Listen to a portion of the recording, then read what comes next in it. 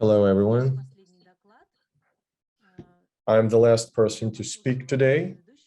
I've listened to all the presentations and I realized just how far Russia is from Europe. It sounded like we're still in the Stone Age.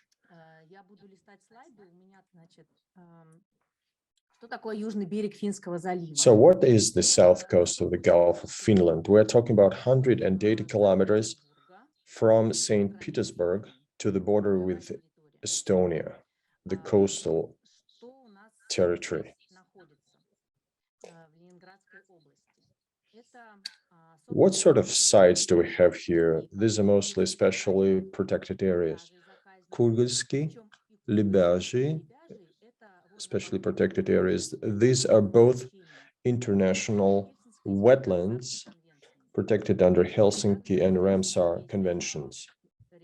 There is also Kotelski Regional Reserve and the first municipal reserve, Polyana Bianchi.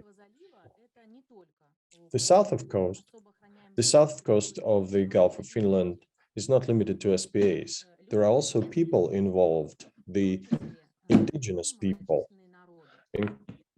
including local people, Vod people, Jor people who had lived there for centuries, and they lived in harmony with the nature around them. Nowadays, there are very few representatives of these peoples.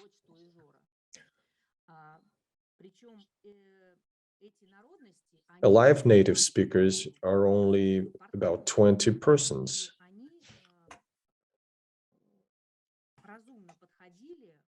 All these people treated with care the use of nature, and they consume only as much as they needed. There was no overconsumption, and they treated the nature as an indispensable part of life and identity, part of their cultural code. So what's happening now? They are concentrated in Soikinsky Peninsula, which faces the south coast of the Bay of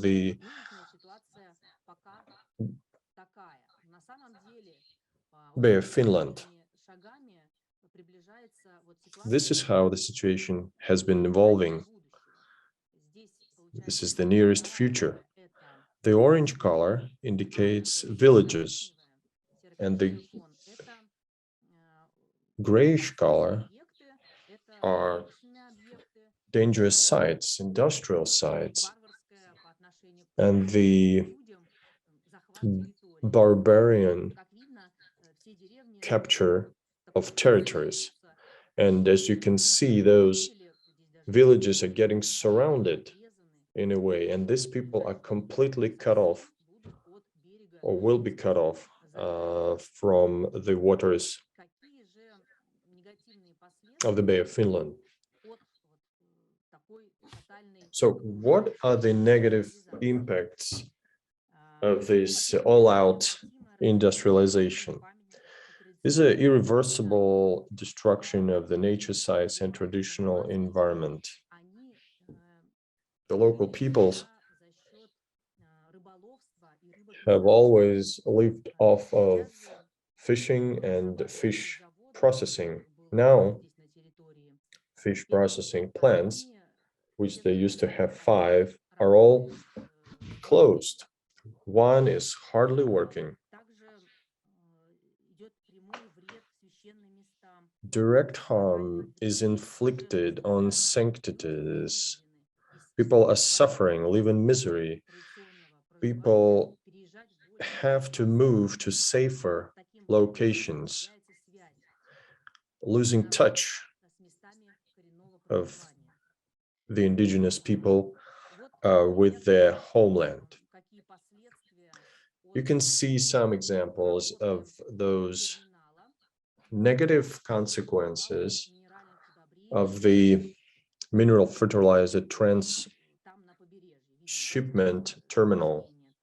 You can see the pollution, plus there is logging of forests, and it's all out logging. And as a result, here we can see the disruption of natural assets and renewables such as forest, fish, and all other industrial sites are installed right next to the already pre-existing residential areas. This way, people are cut off from the Gulf of Finland, and they cannot keep up the previous types of lifestyles. And this, of course, violates the rights of local communities to their natural lifestyles in the places of their traditional stay. Also, it contradicts the principles of sustainable development of United Nations. And here we see the inevitability of the social and environmental conflict. On the southern border of the Gulf of Finland, we have now two powerful industrial clusters. One of them is the nuclear cluster next to the town Sosnovy Bor, which is located 33 kilometers from St. Petersburg, from the greater St. Petersburg area. This place is unprecedented for the Baltic Sea in terms of the number and concentration of nuclear sites. Here, we have a total of 10 nuclear reactors. Here we have the waste fuel storage. Here we have the largest in Europe factory to melt down the contaminated metal and other similarly hazardous sites.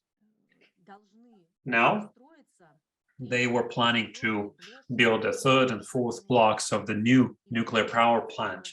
And in July 2021, they expected to do the public hearing for that.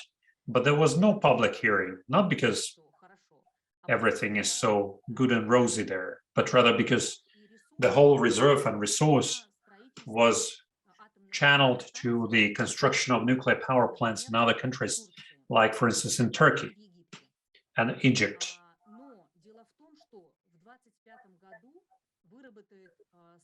But in 2025, the 45 years resource is going to be expired in the first Leningrad nuclear power plant.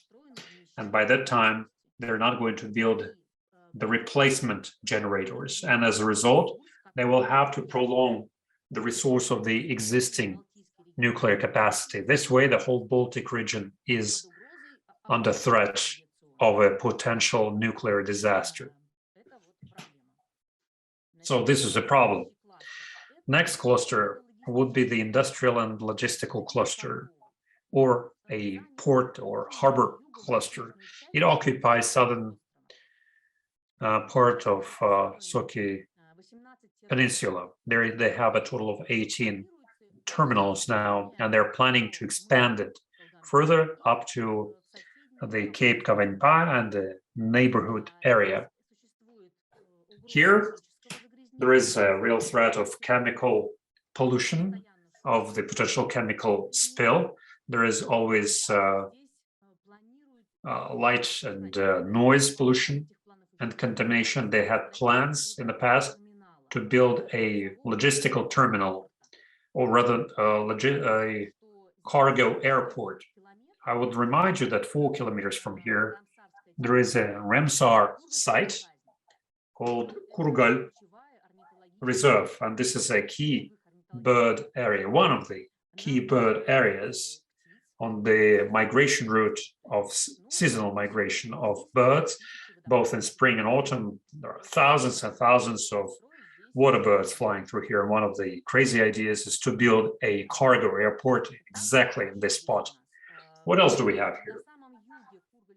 On the southernmost part of Kugel Peninsula, quite recently, they built a gas pipeline under the Nord Stream 2 project. This is a Gazprom project and they laid it down to the southern part of Kugel Reserve, in spite of the numerous active protests of ecologists, community at large, and experts, and despite of the fact that both experts and ecologists were advocating for other alternative versions which wouldn't have interfered with the international reserve. But no, they still decided to lay down the pipe right through here in violation of both international commitments and the Russian legislation at that. Now, aside from the existing industrial large-scale sites that I mentioned, right here now, they're building a major, one of the largest in the world, gas chemical complex against courtesy of Gazprom. They're going to have a special factory for to liquefy natural gas, and polymer factory, and yet another terminal in Ustyuk harbor. The factory is planned to be located between the two reserves, between the Kugel reserve, which is a Ramsar site, and Kotel reserve. The area under this factory is 900 hectares for a total budget of 3 trillion rubles. Aside from cutting down a huge number of trees there, they're planning to bring here 70,000 foreign workers, 30,000 of whom will be Chinese, the rest from Turkey. So this number, 70,000, would be 10,000 more than the number of the population, local population. In other words, here we shall have such a social, potentially conflict-prone area that it would be hard even to imagine what will happen there. And because of this, the Estonian and Chinese border is of great concern to us, both to local people and ecologists, environmentalists, and experts. And it is not going to be simply an industrial site, but a geopolitical challenge. And the first stage of this industrial installation is planned for 2024. Already, we hear vocal concerns from local people because the onset of the construction is accompanied by a lot of chaos and a lot of mess, if I may say so. 24/7, we observe active movements of heavy lorries. The workers are spending their nights next to local houses. They're sleeping on the side of the road where they build their shacks, and there are a lot of road collisions and accidents. Also, there are no efficiently working treatment plants, water treatment plants, and no townships which would have accommodated local workers. So seemingly it sounds like a multi-million project has been started, but no prep work has been done for that. And now, again, they're trying to do something as a second thought. Additionally, local indigenous people are suffering from it, like Voits, people of Voits who live in Lujica village, and right on the border with the funeral, with the cemetery, which is 500 years old, right on the border, they're planning to build a highway on which heavy lorries are going to move around. So this is the situation we have. And after listening to previous reports, my ultimate dream is to argue about different tourism options for an area which would be possible to develop on the coastal area, because these problems are by far more dramatic. To summarize, what kind of modern challenges do we observe on the border of the Gulf of Finland? The total industrialization that I mentioned, destruction of the traditional way of life, which was in harmony with the nature, and the disruption of the specially protected areas, seaports, nuclear power plants, and factories. All of them stimulate business proposal on the transportation of resources by the Baltic Sea, which will be processed by the nuclear power plants and supplied in pure form to the international market. And the southern coast of the Gulf of Finland will be a transport corridor, if you will, and the site for the location of major large industrial sites. Here on the southern coast of Gulf of Finland, there is no integrated environmental impact assessment. Local people have no voice or vote in the construction of potentially hazardous sites, and there is no mechanism to take into account the interests or interaction of local governments, businesses, and communities. There are many problems. What can we do about that? What do we suggest here? First of all, we would advise following the Baltic Sea Action Plan adopted last year, which implies introduction of the principles of maritime spatial planning, as well as zoning of the south coast of the Gulf of Finland, where good sites would be for the construction projects, where nature can be protected, which sites are good for recreation. Everything is down to legislation, or rather down to the lack of law on the maritime spatial planning and the lack of any body, a political agency, be it executive or lawmaking, which would be responsible for the maritime spatial planning. But the bill of this law is there, and it is in the Russian Duma, but it's in the limbo of the Russian Duma, so to say. What can we do? What else can we do? We can establish an inter-regional environmental laboratory for the monitoring of ecosystems, land-based and maritime ecosystems. We could have conducted a strategic environmental impact assessment. Also, we could have developed, why do we need this EIA? To understand the environmental capacity of the territory and understand, or rather make a decision about the possibility or impossibility, which is more likely, for the subsequent anthropogenic pressure on the area. Develop regional legislative norms and standards for better engagement of stakeholders into the process of maritime spatial planning.